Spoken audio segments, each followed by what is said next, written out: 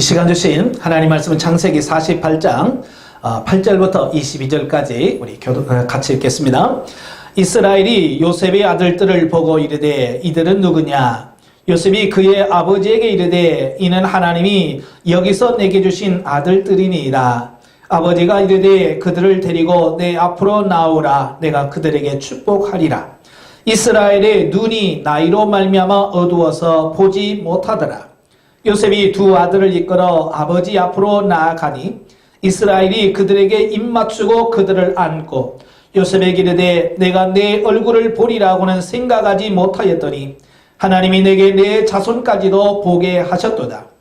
요셉이 아버지의 무릎 사이에서 두 아들을 물러나게 하고 땅에 엎드려 절하고 오른손으로는 에브라임을 이스라엘의 왼손을 향하게 하고 왼손으로는 므낫세를 이스라엘의 오른손을 향하게 하여 이끌어 그에게 가까이 나아가매 이스라엘이 오른손을 펴서 차남 에브라임의 머리에 얹고 왼손을 펴서 므낫세의 머리에 얹으니 므낫세는 장자라도 팔을 엇바꾸어 얹었더라. 그가 요셉을 위하여 축복하여 이르되 내 조부 아브람과 아버지 이삭을 섬기던 하나님, 나의 출생으로부터 지금까지 나를 기르신 하나님, 나를 모든 환난에서 건지신 여호와의 사자께서 이 아이들에게 복을 주시오며 이들로 내 이름과 내 조상 아브라함과 이삭의 이름으로 칭하게 하시오며 이들이 세상에서 번식되게 하시기를 원하나이다. 요셉이 그 아버지가 오른손을 에브라임의 머리에 얹은 것을 보고 기뻐하지 아니하여 아버지의 손을 들어 에브라임의 머리에서 므낫세의 머리로 옮기고자 하여 그의 아버지에게 이르되 아버지여 그리 마옵소서. 이는 장자이니 오른손을 그 머리에 얹으소서 하였으나 그의 아버지가 허락하지 아니하며 이르되 나도 안다 내 아들아 나도 안다. 그도 한 족속이 되며 그도 크게 되려니와 그의 아우가 그보다 큰 자가 되고 그의 자손이 여러 민족을 이루리라 하고 그날에 그들에게 축복하여 이르되 이스라엘이 너로 말미암아 복받기를 하나님이 내게 에브라임 같고 므낫세 같게 하리라 하며 에브라임을 므낫세보다 앞세웠더라. 이스라엘이 요셉에게 또 이르되 나는 죽으나 하나님이 너희와 함께 계시사 너희를 인도하여 너희 조상의 땅으로 돌아가게 하려니와 내가 내게 내 형제보다 세겜 땅을 더 주었나니 이는 내가 내 칼과 활로 아모리 족속의 손에서 빼앗은 것이니라. 아멘.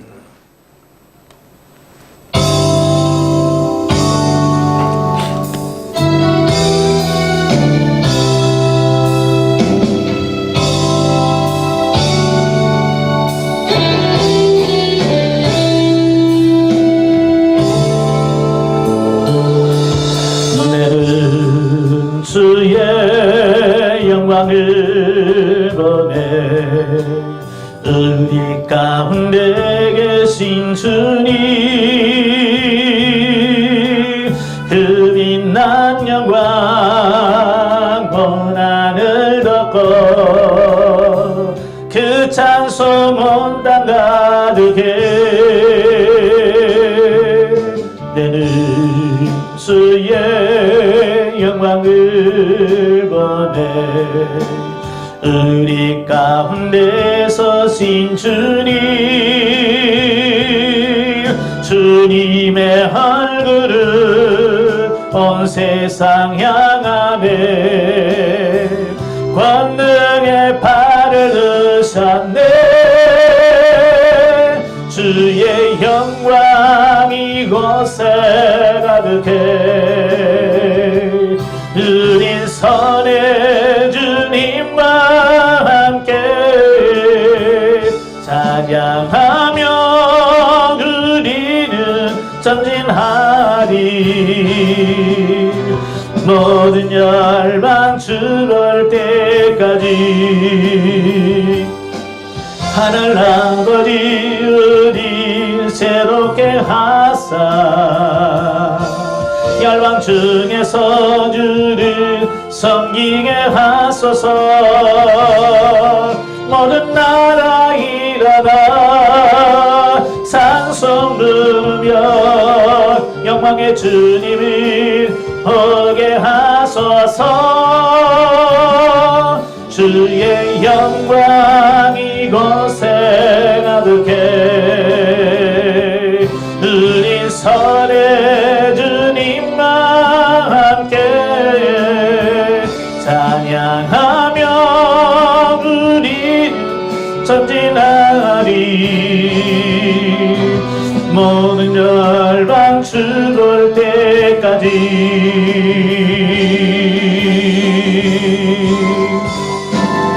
아멘.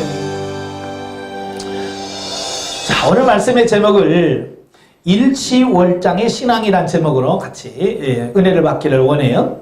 자, 여기서 일치월장이라고 하는 말은 날로 달로 발전하거나 성장한다, 자, 그런 뜻이거든요. 더 쉽게 말하면 나날이 발전하고 성장한다, 자, 그런 얘기예요.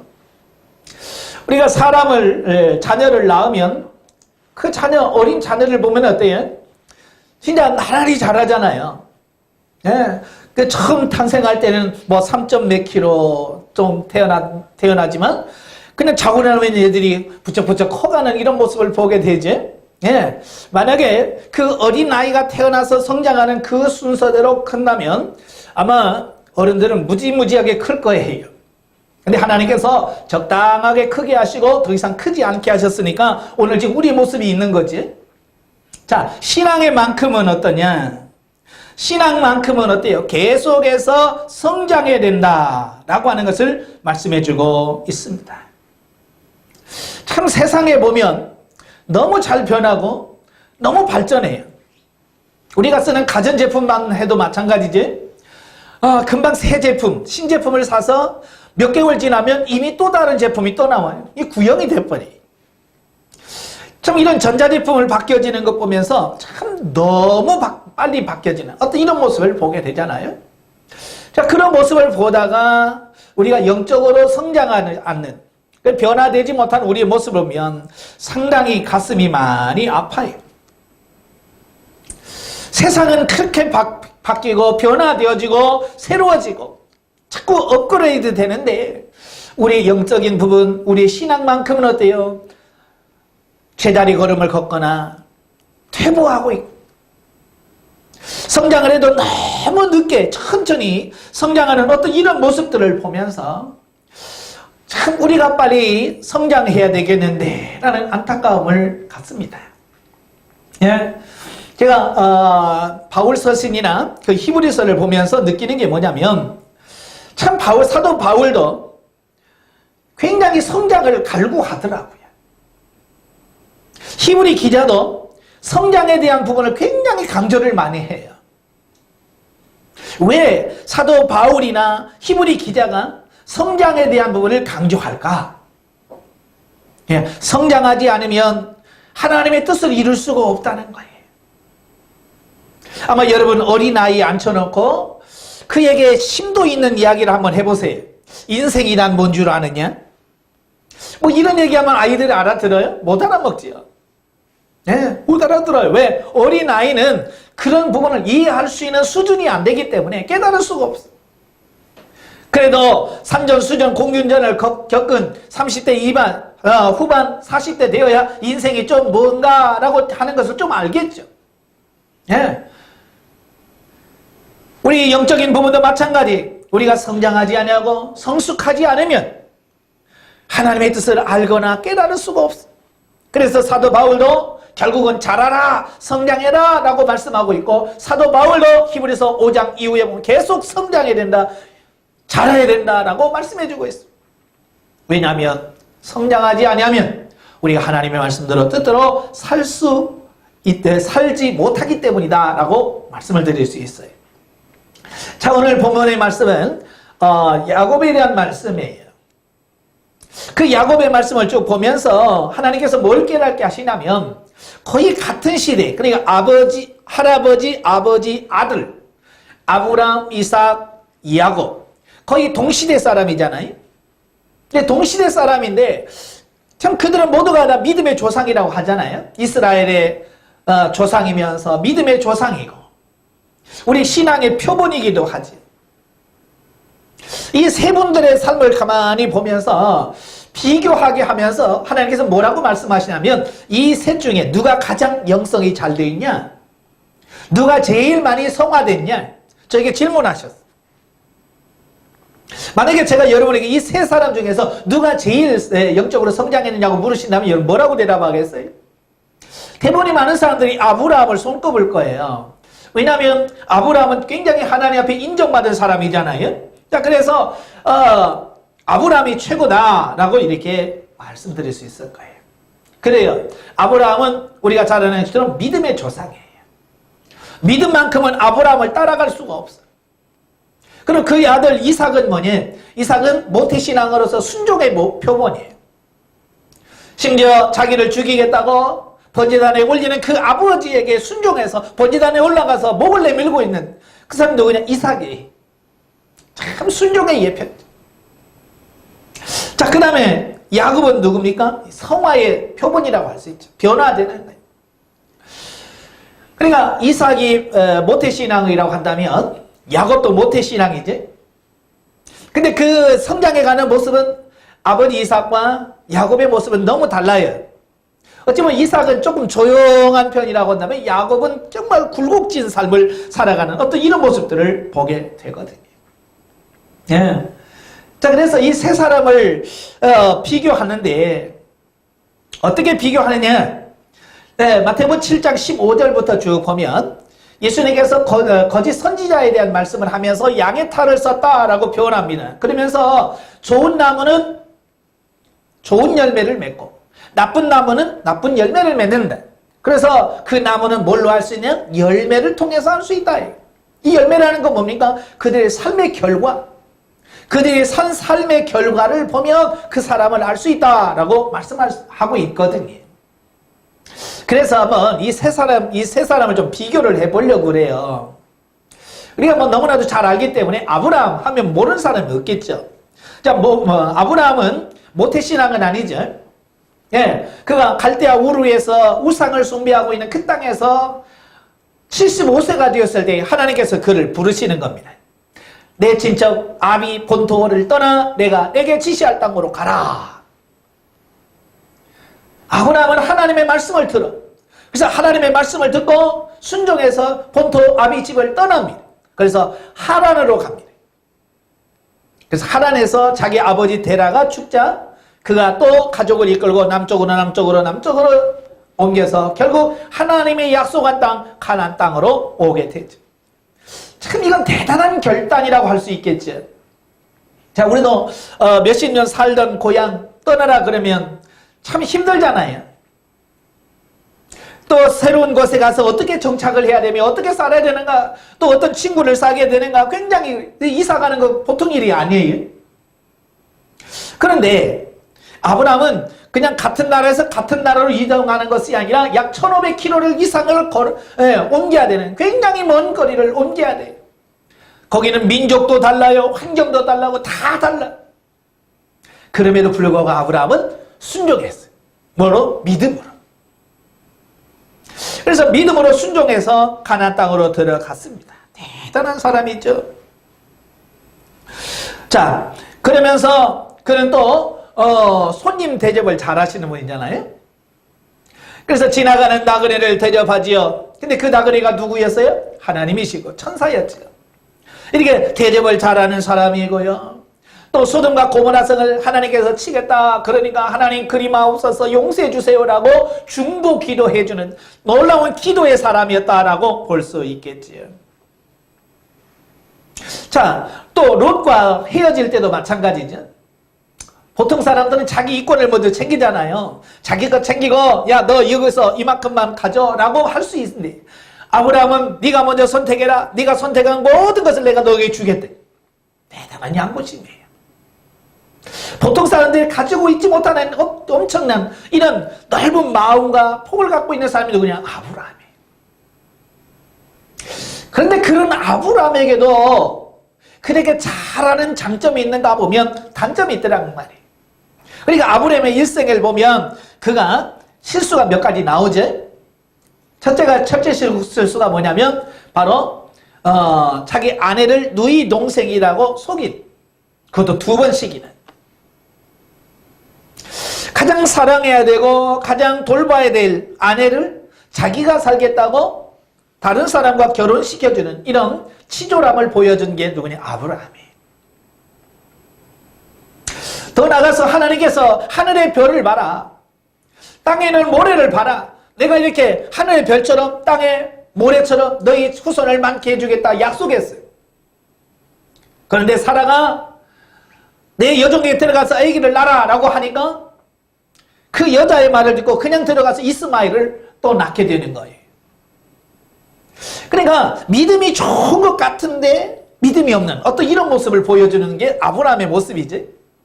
끝까지 그가 하나님에 대해 약속을 믿었다고 한다면 사라가 그런 말을 했을 때 뭐라고 해야 돼요? 하나님이 이렇게 말씀하셨는데 어떻게 그럴 수 있느냐? 끝까지 우리 한번 하나님 기다려보자, 하나님 믿어보자, 하나님 신뢰보자 라고 해야 되지.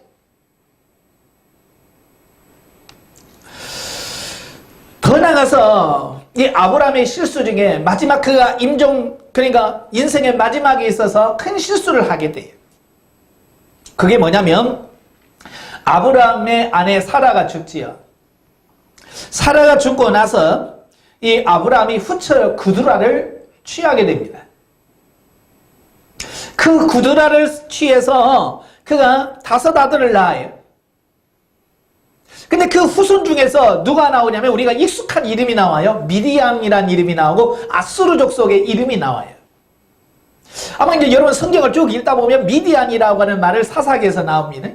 그 뒤에는 이제 아수르 족속이 나오지. 아수르라고 하는 나라가 나와요. 어찌 보면 미디안 족속은 바로 미디안, 아브라함의 후처 그두라의 후손을 통해서 나온 족속이에요. 아수르는 바로 그 그두라의 후손 아수르의 그 자손들을 통해서 형성되어진 민족이에요. 자, 아브라함이 낳은 이삭 말고 이런 많은 후손들에게서 이스마엘, 미디안, 아수르 이 사람들은 다 누구냐면 이스라엘의 대적자 중에 대표적인 나라들이거든요. 그러니까 아브라함은 잘 살았어. 잘 살았는데 그가 마지막 때에 그가 후처를 취함으로 이런 대대 후손 이스라엘 영적 이스라엘과 싸워야 되고 계속해서 대적하는 이런 자손들을 낳게 되는 어떤 이런 부분을 보게 되네요. 그러니까 아브라함은 굉장히 좋은 면도 있지만 그의 후손들에게 좋지 못한 영향을 끼친 사람이기도 하다 그 말이에요. 쉽게 말하면 그가 마지막 때에 영적으로 그렇게 뛰어난 삶을 살지 못한 어떤 이런 부분들을 우리에게 보여주고 있더라 그 말이에요. 자, 그 다음에 두 번째가 이삭이죠. 이삭은 그가 태어나면서부터 믿음 좋은 아버지와 어머니 밑에서 순종하는 법을 배웠어요. 그래서 우리가 잘 아는 것처럼 그가 한 16세, 17세 되었을 때에 하나님께서 아브라함에게 그러죠. 내 사랑하는 독자 외아들 이삭을 내가 지시한 한 산으로 가서 제물로 바쳐라 라고 말하지. 그래서 하나님이 아브라함이 순종함으로 이삭을 데리고 산에 가죠. 사흘길을 걸어서 갑니다.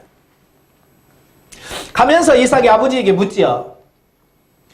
아버지, 불과 나무는 있는데 양은 어디 있습니까? 제물 드릴 제물은 어디 있습니까? 그러니까 하나님께서 준비했다. 근데 막상 올라가서 돌단을 쌓고 나무를 펼친 후에 제물이 너다 라고 하지. 보통 사람 같으면 거기서 다 도망가거나 아버지와 싸웠을 거예요. 근데 이삭은 제단에 올라가서 제물이 되는 참 대단한 믿음이에요. 참 그래서 이삭을 순종의 사람이라고 칭하는 거예요. 자기의 목숨도 생명도 다 내어들 만큼 순종하는 그런 사람이다 라고 이렇게 볼 수 있겠죠.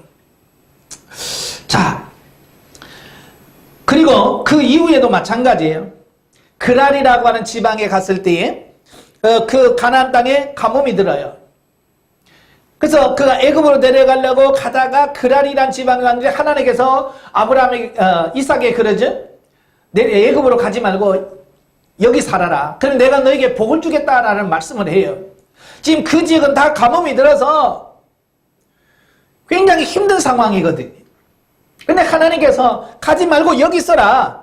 이 땅에 머물러라. 그럼 내가 너에게 복을 주겠다라고 하는 그 말씀을 믿는 거예요.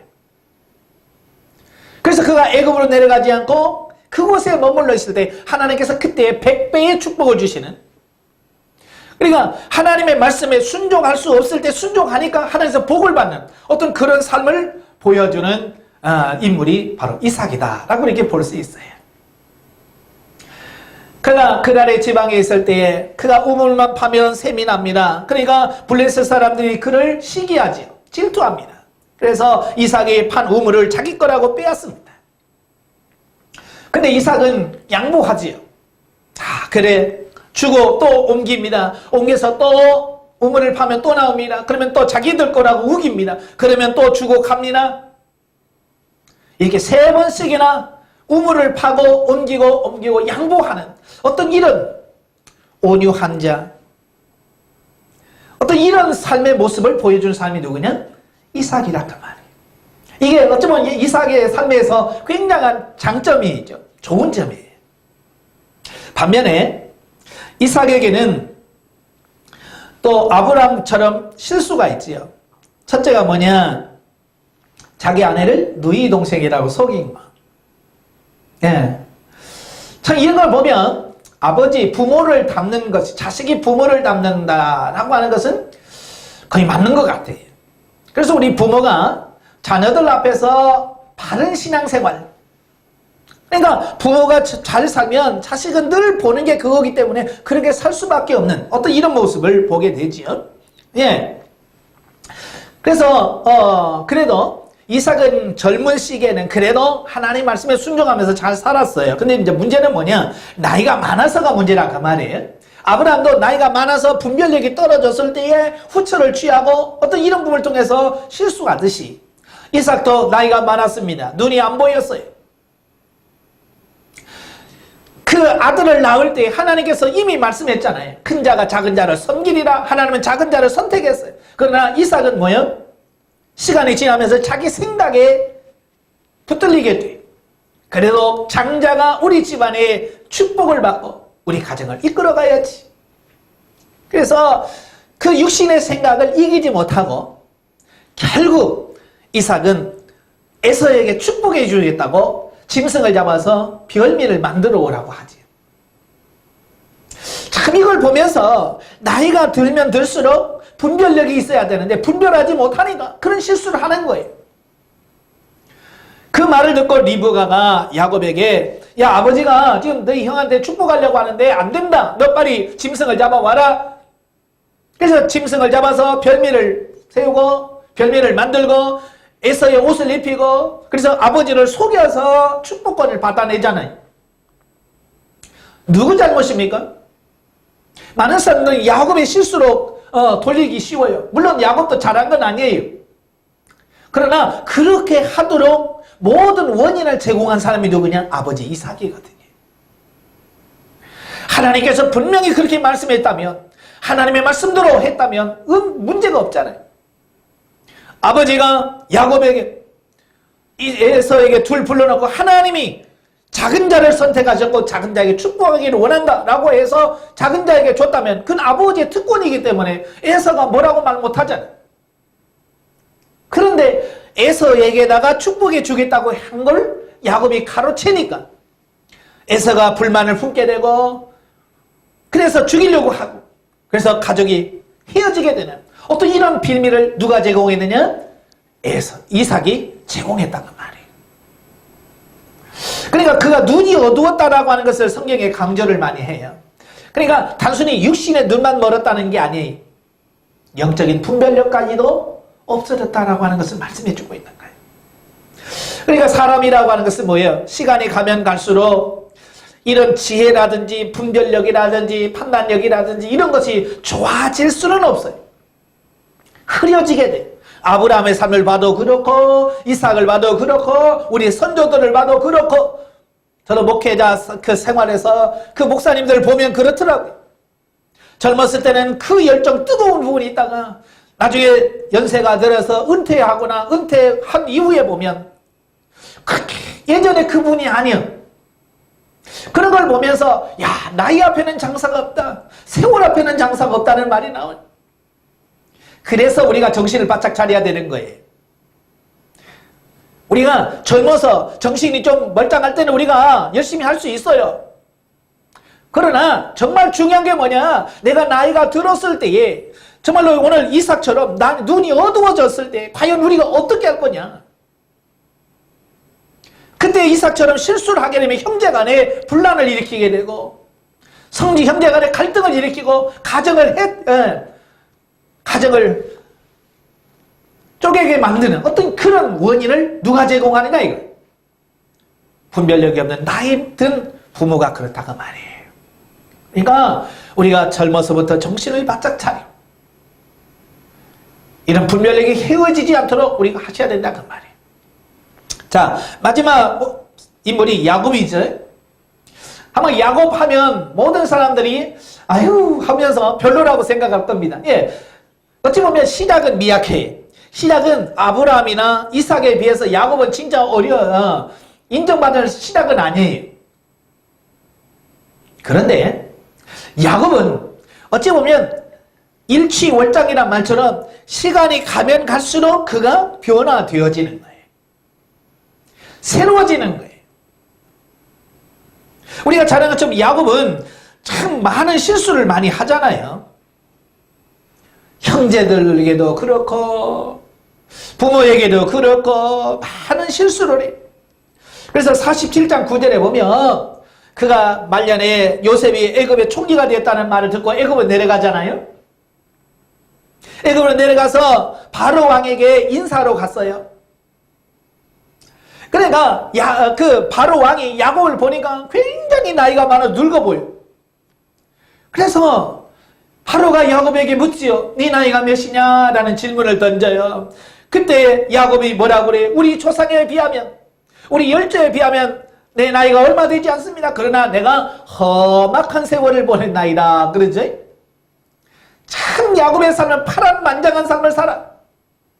형을 속이고 밧단아람으로 떠나서 외삼촌 라반의 집에서 14년 동안을 속이는 그 과정 속에서 고생하고 외삼촌이 계속 속이는 그 과정 속에서 20년 동안을 살면서 얼마나 마음고생했겠어요. 마누라가 넷입니다. 자식은 12이에요. 예전에 가지 많은 나무 바람 잘 일 없다고 그 집안이 얼마나 어렵겠어요. 그래서 자식 하나 사랑했더니 어느 날 신부를 보내다가 죽었다는 소식을 듣지요. 물론 자식이 거짓말한 거지만 그때부터 그의 삶은 어떻게 살았을까요? 정말 힘들게 살았을 거예요. 그런데 그 죽은 줄 알았던 아들이 애굽의 총리가 됐다는 소식을 듣고 애굽에 왔습니다마는 그가 그 어려운 삶을 살았어. 그 말대로 진짜 험악한 세월을 산 거예요. 그래서 그 얼굴 전체가 뭐예요? 고생이 빠박 붙어요. 그런데 문제는 그런 어려움과 고난을 통해서 야곱이 변화되었다는 거예요. 그 수많은 어려움 속에서 그런 어려울 때마다 하나님의 부르짖고 하나님 앞에 나와서 기도하면서 그는 하나님을 찾고 하나님을 만났어. 그래서 그는 마지막에 갈수록 새로워졌고요. 정말 변화가 됐어요. 자, 그러다가 이제 오늘 본문에 보면 그도 역시 나이가 많아서 이제 죽을 때가 됐어요. 예.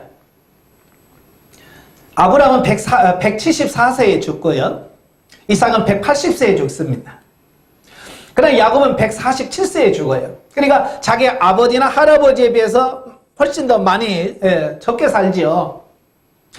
자, 그럼에도 불구하고 야곱은 죽게 될 날이 다가왔을 때에 요셉이 그에게 병문안을 가지요.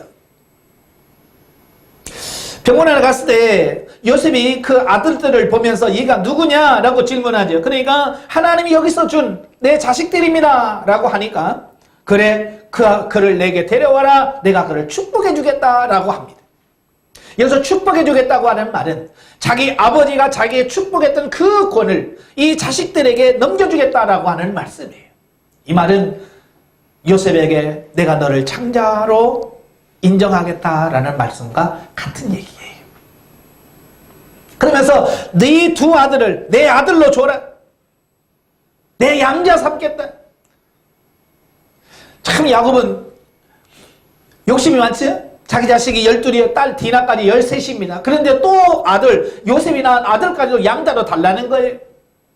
자, 우리는 이 참 아들 욕심이 많다라고 생각할 수 있겠습니다만은 야곱은요, 대단한 영적인 눈을 갖고 있는 분이에요. 당장 눈앞에 있는 것만 보는 게 아니에요. 먼 미래를 보는 영적인 눈이 열렸어. 그는 비록 눈이 어두워져서 지금 앞에 있는 사람이 요셉인지 큰아들인지 작은아들인지 분간이 안 됩니다. 눈이 어두워서 안 보여요. 그런데도 그는 육신의 눈은 멀었지만 영의 눈은 열려 있는 거예요.